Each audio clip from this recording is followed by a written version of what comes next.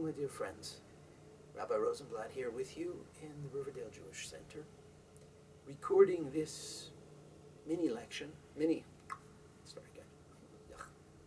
Hello, dear friends. This is Rabbi Rosenblatt with you here from the RJC, recording this mini lecture on Tefilah, the prayer book, as part of our 5774 Shovavim series. I hope that it will remain a resource for you, and that if it helps, you'll be able to return to it from time to time just to refresh yourself. Today I'd like to talk to you for a few moments about the Kedusha, which we recite every Shabbat morning. The Kedusha, interestingly, according to some early authorities and some researchers in the land of Israel, was considered something so holy that it was only recited on Shabbat, and during the week was not recited.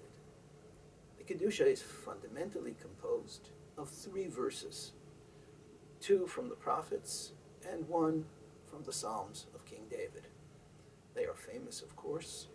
The Kadosh, Kadosh, Kadosh, Holy, Holy, Holy, which is the epiphany from the prophet Isaiah, who overhears the angels. The second, Baruch Kivod Hashem Mimakomo, blessed is the Almighty from his abode, which comes to us in the voice of the prophet Ezekiel. And then, quite a different tenor, Yimloch Hashem Le'olam, God will be king forever. Elokaich Tzion Lador Vador, your God, O Zion, will be from generation to generation, which of course comes to us from the 146th Psalm of King David, the first of the famous Hallelujahs.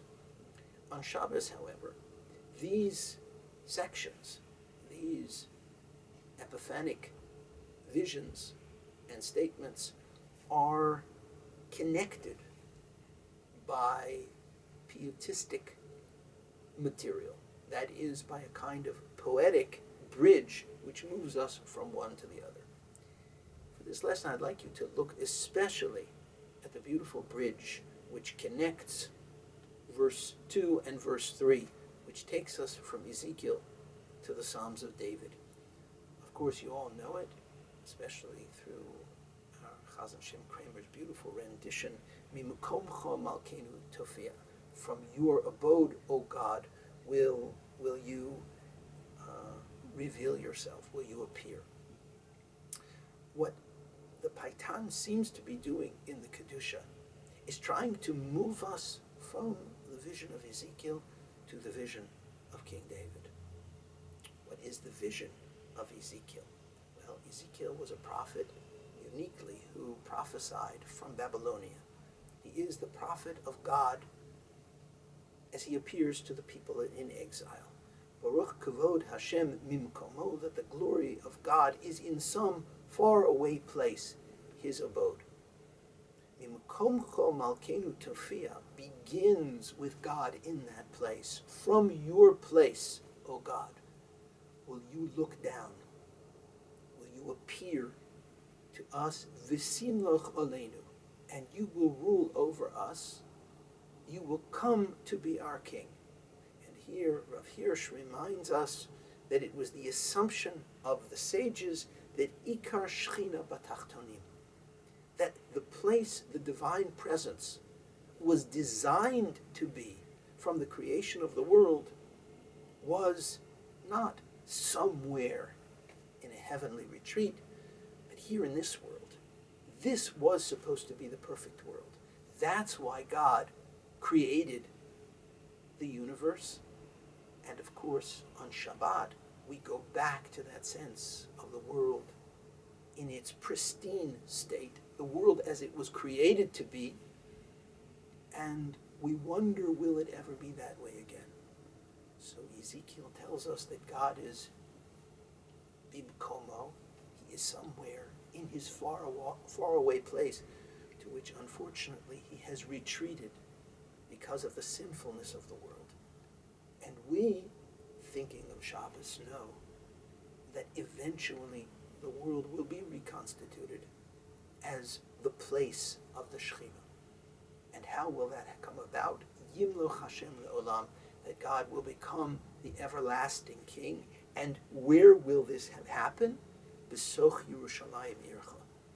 That eventually God will come, Bekorov biyomenu le'olam va'ed tishkon, you will come and dwell with us forever and ever.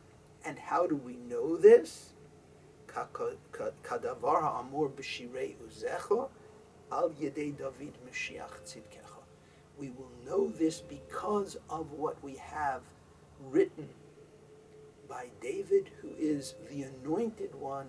Tzidkecha means not only of your righteousness, God, but it means of a world reflective of the concept of tzedek, of righteousness, of rightness. And it is that world which will welcome God back. And so, the movement in Kedusha, in Shacharit, the bridge which we imagine between Ezekiel and David, not the David of long ago, although he is the author of the Tehillim, but David is seen as the king of the future, the king who will be the Mashiach, who will be the king of the perfected world. The movement is from a world in which God must be in retreat to a world where God may return in residence as he was when he first created that world. All of this journey, my dear friends, we are invited to experience each and every Shabbos morning, to imagine this picture in our minds as we join the Chazan in singing those beautiful words, Imakomcha Malkeinu Sophia, to travel with him across the bridge into a Yom Shekulo Shabbos HaMenucha, a world which will be perfected like an everlasting Shabbos. All the best. Thank you so much for joining me. See you on our next little lesson. Special thanks to our friend Nachshon Rothstein for his help in producing these spots.